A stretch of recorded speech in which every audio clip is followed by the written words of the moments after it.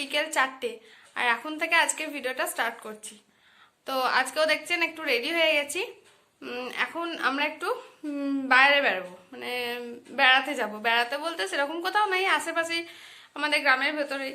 আমার মেয়েরা যে খুব বায়না করেছে যে একটু বাইরে বেড়াতে যাবো বেড়াতে যাবো, তো তাই ওরা যেহেতু যাচ্ছে আমি একটু ঘুরে আসছি। আমিও তো সেই একভাবে ঘরের মধ্যেই বসে থাকি, তো তাই মেয়েরা যেহেতু যাচ্ছে ওই সুযোগটা ছাড়লাম না যে ঠিক আছে চল তোদের সাথে আমিও যাব। তো আমরা একদম রেডি হয়ে গেছি। আর ওই দেখুন ওখানে আমার মেয়েরা এখন দাঁড়িয়ে দাঁড়িয়ে সাজছে, লিপস্টিক লাগাচ্ছে। কোথায় যাব জানি না, সত্যি মানে উদ্দেশ্যহীনের মতো যাচ্ছি। কোথাও যাব, কোথায় যাব কি করব কিচ্ছু জানি না, কিন্তু একটু যাচ্ছি। ওই মেয়েরা খুব বায়না করছে আজকে এখন মানে সকাল থেকেই, যে ঠিক আছে চ তোদেরও একটু নিয়ে যাই আর আমরাও একটু ঘুরে আসি। এই যে লিপস্টিক লাগিয়েছিস লিপস্টিক, দুজনেই লিপস্টিক লাগিয়ে নিয়েছে। আর ওদের দুটো করে সোয়েটার পরিয়ে দিয়েছি, কারণ যেহেতু বাইকে যাব হাওয়াটা ঠান্ডা ঠান্ডা হাওয়া দেবে, তাই দুটো করে সোয়েটার, জানি না আমার ঘেমে যাবে নাকি। তো চলুন যাই আর ভিডিওটা স্টার্ট করি।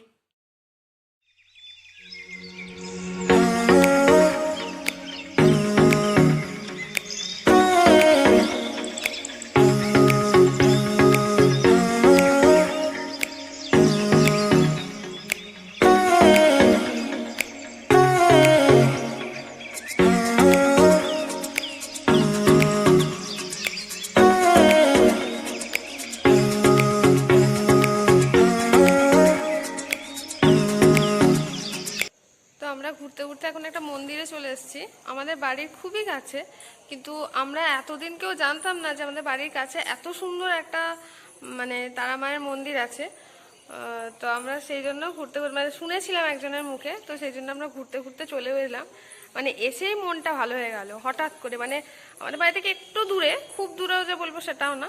তো এসে খুব ভালো লাগলো।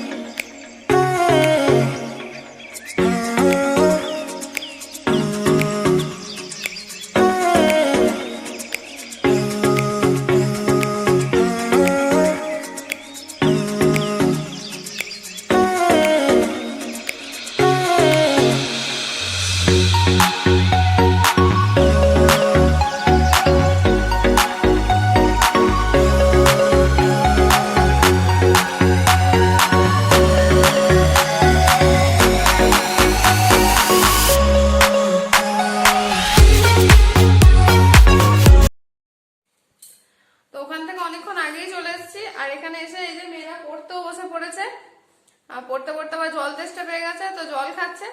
আর এবার আমি যাব রান্না করতে, কেননা এসেছি অনেকক্ষণই হয়েছে, কিন্তু তারপর থেকে রান্না বান্না কিচ্ছু হয়নি। মানে রান্না বান্না হয়নি বলতে কি, মেয়েদের টিফিনটা খাইয়েছি, রুটিটা হয়েছে, এইটুকু হয়েছে, কিন্তু রুটির তরকারি কিচ্ছু করিনি এখন অবধি। যখন রুটির তরকারিটা করব তাহলে মোটামুটি মানে রাতের রান্না কমপ্লিট হবে। আর আর সত্যি কথা বলতে কি, মানে আমাদের বাড়ির কাছে, খুব দূরে তো নয়, বাড়ির কাছে এত সুন্দর একটা জায়গা আছে আমরা নিজেরাই জানতাম না। মানে আমরা সত্যি বলছি, হঠাৎ করে মেয়েরা খুব বায়না করছে, তো আমার হাজবেন্ড বললো ঠিক আছে চ নিয়ে যাবো তোদের একটা জায়গায়। কিন্তু ও জানতো যে কোথায় নিয়ে যাবে বা কি, কিন্তু আমরা কিন্তু জানতাম না যে কোথায় নিয়ে যাচ্ছে। তো যাই হোক, ও যখন বললো যে চ আমরা, ঠিক আছে আশেপাশে কোথাও হয়তো নিয়ে যাবে। তো যাই হোক, ওখানে গিয়ে এত ভালো লাগলো, মানে আমার এখনো তারাপীঠ যাওয়ার সৌভাগ্য হয়নি, আমার হাজবেন্ড গেছে। এবার ওইখানে গিয়ে না মানে আপনার তারামা দর্শন হয়ে যাবে, মানে অবিকল হুবহু তারামা মূর্তিটা, মানে একদম তারামায়ের মূর্তি। মানে আমি টিভিতে দেখেছি বা ছবিতে দেখেছি, আমার হাজবেন্ড গেছিল, ও বললো যে একদম এক সেম পুরো তারামায়ের যে মূর্তিটা তারাপীঠে থাকে, তো সেই মূর্তিটা। তো এত বাড়ির কাছে এত সুন্দর একটা জায়গা, মানে গিয়ে সত্যি বলছি মনটা পুরো অন্যরকম হয়ে গেল, খুব ভালো লাগলো। আর মানে ওখানে ইচ্ছা আছে যে এরপরে মাঝে মাঝে যাওয়ার। আসলে ওটা একটা বাড়ির ভিতরে, মানে একজনেদের বাড়ির ভিতরে তাদের মন্দির। তো তাদের জিজ্ঞাসা করলাম, তাদেরই বাড়ির একজনকে, তো তারা বললো যে 3-4 বছর হয়েছে এই মানে মন্দিরটা হয়েছে, প্রতিষ্ঠা হয়েছে 3-4 বছর হলো, খুব বেশি দিনের না।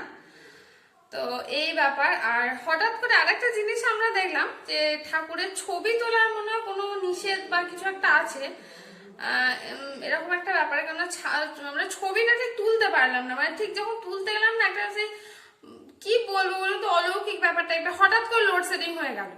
তো সেটা আমাদের মনে যেন একটা কেমন একটা লাগলো যে ঠিক আছে ছবি তুলবো না, হয়তো ছবি তোলার কিছু বারণ আছে বা এরকম। আর আরেকটা যেটা জিনিস সেটা হচ্ছে আমরা ওনাদের বাড়িরই একজনকে জিজ্ঞাসা করলাম যে এরকম ছবি মানে মানে কি করে তারামায়ের মূর্তিটা একদম অবিকল। আমরা তো কালীমায়ের বিভিন্ন মানে মূর্তি দেখে থাকি, এক একটা মন্দিরে এক এক রকম, কিন্তু হুবহু তারামায়ের মূর্তি এখানে। আর তারামাই বলছে, মানে আমরা যে জিজ্ঞাসা করে করে যাচ্ছি, আমরা কিন্তু জানি না যে জায়গাটা কোথায় ছিল। তো রাস্তা যখন জিজ্ঞাসা করতে করতে যাচ্ছি তারাও বলছে যে তারামায়ের মন্দির, তারামায়ের মন্দির। তো আমরা জিজ্ঞাসা করলাম ওনাদের বাড়ির একজনকে যে এরকম হুবহু একই রকম মূর্তি এখানে মানে কেন আপনারা হঠাৎ করে মন্দিরটা তৈরি করলেন? তো তারা দেখলাম একটু অ্যাভয়েড করলো ব্যাপারটা, মানে বলতে ঠিক চাইলো না, নিশ্চয়ই তাদের কোনো ব্যাপার আছে। তো যাই হোক যাই থাক, মানে আমাদের গিয়ে ভীষণ ভালো লেগেছে, মানে মনটা একটা অন্যরকম শান্তি পেলাম। আর ইচ্ছা আছে এরপর মাঝে মাঝে যাওয়ার।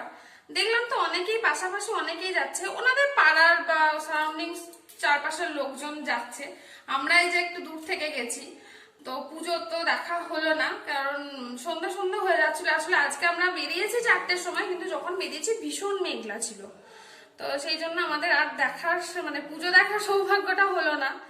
যাই হোক পরে চেষ্টা করবো আর একদিন যাওয়ার। আর ওখানে বছরে 2বার খুব বড় করে পুজো হয়, এক হচ্ছে কার্তিক মাসে যেটা কালী পুজো হয়, আর একটা কোন সময় একটা মোট কথা বললো, আমার ঠিক কথা মনে পড়ছে না, কি পূর্ণিমায় একটা বললো, মানে বেশ ভালো করে কালী পুজো হয়। তো এই ব্যাপার। আর বেশি বকবক করবো না, চলুন রাতের তরকারিটা করে নিই। আর এখানে এই যে কড়াই বসিয়েও দিয়েছি, আর আজকে রাতে হবে এই যে কাবলি ছোলা সেদ্ধ করে নিয়েছি, আজকে চানা পনির বানাবো। তো চলুন রান্নাটাকে স্টার্ট করি। এখানে চানা পনির বানানোর জন্য ফার্স্টে তেলটাকে গরম করে নিয়েছি, সর্ষের তেলেই করছি। এবার পনিরগুলো হালকা করে ভেজে নেব।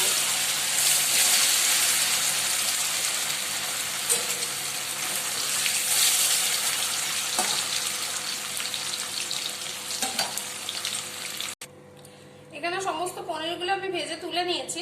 এবার এই তেলটার মধ্যে আমি পেঁয়াজ কুচি দিয়ে দিচ্ছি।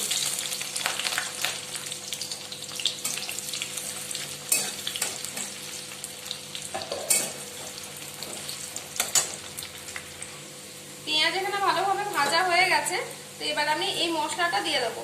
এর মধ্যে আছে টমেটো, আদা, রসুন আর অর্ধেকটা পেঁয়াজ আমি এর মধ্যে পেস্ট করে নিয়েছি।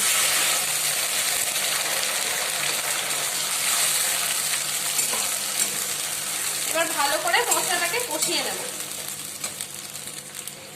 মশলাটা এখানে মোটামুটি কষানো হয়ে গেছে। এবার আমি এর মধ্যে দিয়ে দেবো এই 1/2 চামচ জিরে গুঁড়ো,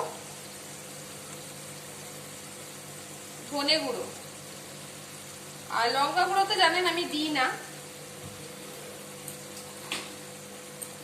যেহেতু আমার মেয়েরা খায়।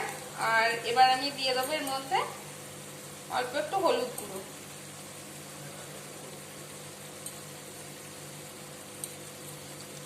তো এবার মশলাটাকে মানে ভালো করে আরেকবার কষিয়ে নেব।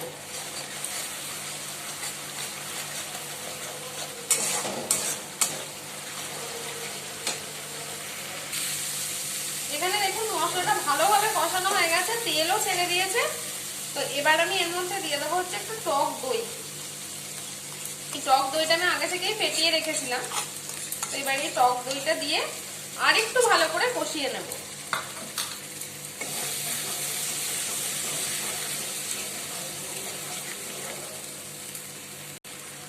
টক দই দিয়ে ভালোভাবে দেখুন এখানে কষানো হয়ে গেছে। আর টক দইটা দেওয়ার কারণে এখানে তেলটা খুব সুন্দরভাবে ওপরে ভেসে উঠেছে, মানে আমার দেখতে এটা ভীষণ ভালো লাগে। তো যাই হোক এবার দিয়ে দেবো এই সানরাইজের এই চানা মশলাটা। আমি চানা মশলাটা একটু পরে দেওয়ারই চেষ্টা করি, মানে একদম যখন এই আদা রসুনের পেস্টটা কষাই, অনেকে সে সময় দিয়ে দেয়, কিন্তু আমার জন্য মনে হয় সে সময় দিয়ে দিলে এই মশলার ফ্লেভারটা অনেকটা নষ্ট হয়ে যায়। আপনারা চাইলে একসাথেও দিতে পারেন।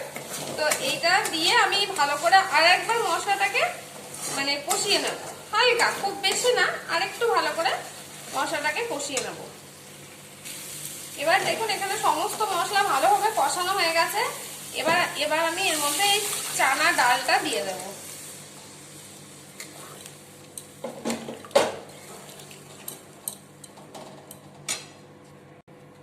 আর এর আগে তো আমি নুন মিষ্টি কিছুই দিইনি, তাই এবার একটু স্বাদ অনুযায়ী নুনটা আর চিনিটা আমি দিয়ে দেবো।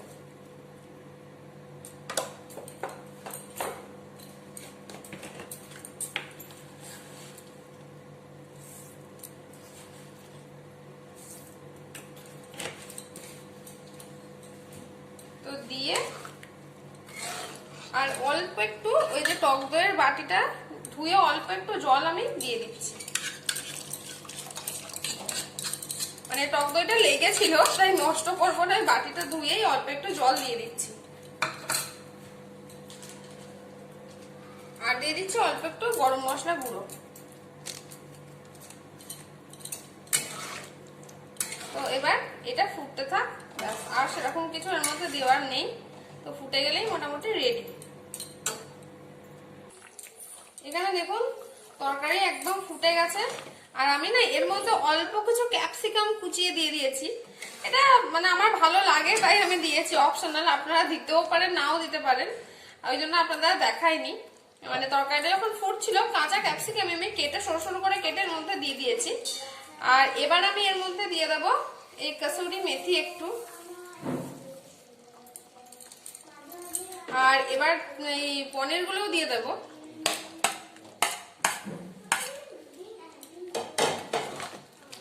এবার ভালো করে একটু মিশিয়ে নেব।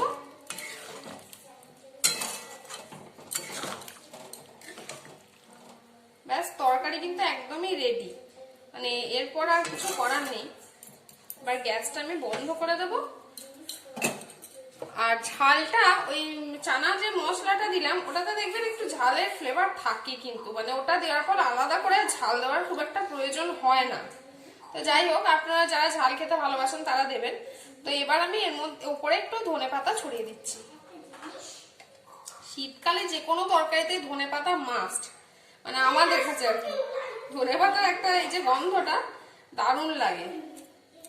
তো যাই হোক, চানা পনির একদম কমপ্লিট। এবার মেয়েদের খাইয়ে দেবো।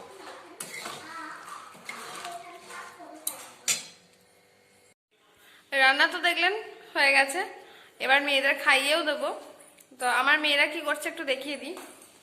এই যে, আচ্ছা ঠিক আছে, আওয়াজ করতে হবে না। আমার মেয়েরা এখন রান্না করছে, এখানে ওদেরও খেলনা আছে, তার সাথে রান্নাঘর থেকে আমার খেলনা বাটিগুলোও নিয়ে এসছে। মানে আমার একটা কড়াই, একটা ডেচকি, সমস্ত কিছু নিয়ে চলে এসছে। ওটা ওদের গ্যাস ওভেন হয়েছে, তো ওই দিয়ে ওরা এখন রান্না করছে। ওদের রান্নাবান্না হয়ে গেলে আমি ওদের খাওয়াবো। বললাম যে খাওয়াবো, খেতে দেবো, বললাম না একটু রান্না করে নিই। তো যাই হোক, এখন ওরা ওই যে রান্নাবাটি করছে দুজনে মিলে। আর আমি এখন বসে বসে একটু টিভি দেখছি। এই যে আমরা প্রায় 3 থেকে 4 মাস পর টিভি দেখছি, কারণ যতদিন রং হয়েছে তারপর থেকে আমরা আর টিভি দেখিনি। তো টিভিটা ঠাকুর ঘরে, মানে আমাদের ঠাকুর ঘরে রাখা ছিল, তো সেই থেকে টিভিটা আর বার করে না। আজকে টিভিটাকে মানে এখানে ফিট করানো হয়েছে। তো এখন বসে বসে একটু টিভি দেখছি। আর আমার মেয়েরা ওখানে রান্নাবাটি করছে। তো যাই হোক, ওরা রান্নাবান্না করুক, দেখি ওরাও কি তরকারি করে। এই দিয়ে হয়তো ওদের তরকারিটা দিয়ে আমি হয়তো খেয়ে নেবো। তো এখন দেখছি আমার মেয়ে কুকুরটাকে নিয়ে কি করছিস? ওটা কুকুর ভাঙা না ভাঙলি? কুকুরটাকে না, ভাঙাই ছিল। ভাঙা ছিল না তো কুকুরটা? হ্যাঁ। আচ্ছা ঠিক আছে। আর কুকুরের মাংস করছিস না তো? কুকুরের মাংস করেছিলাম। আচ্ছা আচ্ছা, আমার মেয়েরা যাই হোক কুকুরের মাংস করছে, জানি না কি করবে আলটিমেটলি। তো যাই হোক, আজকের ভিডিওটা এখানেই শেষ করছি। যদি ভালো লেগে থাকে তাহলে প্লিজ একটা লাইক করবেন, কমেন্ট করবেন, আর প্লিজ চ্যানেলটাকে সাবস্ক্রাইব করবেন। তো আজকের মতো টাটা, গুড নাইট।